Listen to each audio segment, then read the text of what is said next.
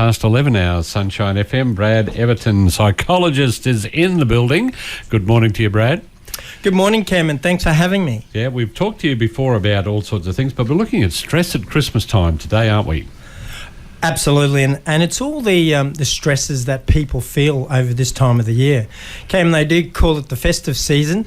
It's also known as the silly season. And in many respects, people really do feel the stress, particularly this time of the year. People let their hair down, don't they? They like to relax, think, another year over, I'm going to relax and get ready for the next one.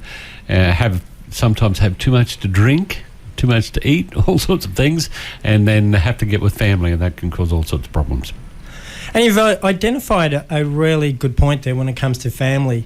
And I guess myself as a psychologist, and also I find at this time of the year, the amount of stress when it comes to in terms of spending extended time with family, sometimes that can cause a lot of stress for people. Like what?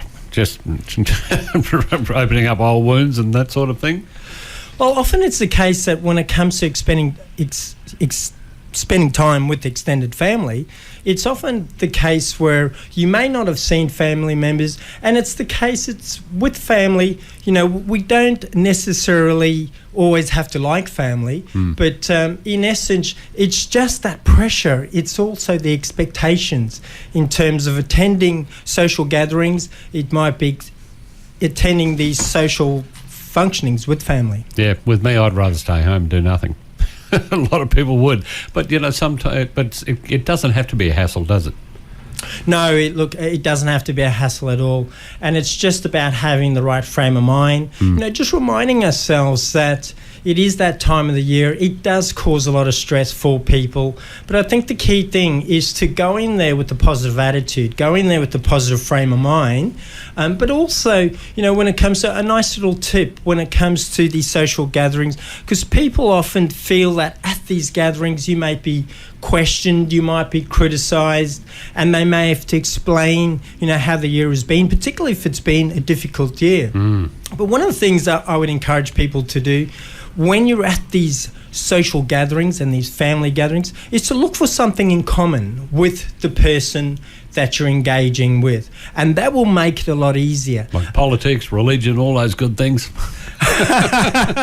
Well, those are often the topics, Cam, that I encourage people to avoid. Really? But if we were to look for things that you have in common, another great thing, and you and I having a great laugh, if you have a laugh with somebody, if you look for fun and making it fun, particularly when you're having a laugh with somebody, it's very difficult not to like somebody whom you laugh with.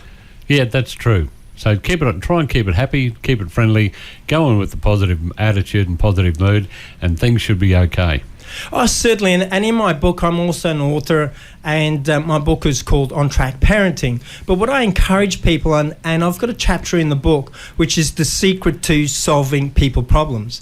And it's so important when it comes to people problems and connecting with people, is to go in there with the frame of mind, look for things that we have in common, build that rapport as well too, but also be open and honest as well. Yeah, and go in with a, like you say, open attitude, a friendly attitude, and an open mind. Don't sort of be prejudging people. I suppose that's the thing.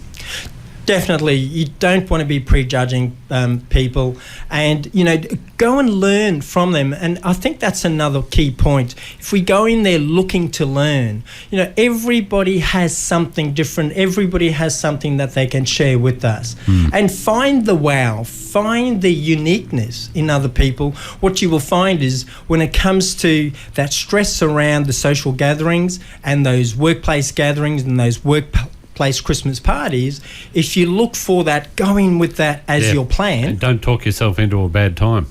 Don't talk yourself into a bad time, but also, look for the uniqueness. Another key one too is look for the progress too that you've made yourself throughout the year. It's so often to get to the end of the year and feel that it's been a difficult and it's a hard year, but look for the progress that you've made, and then you'll be kind to yourself. Yep, good enough.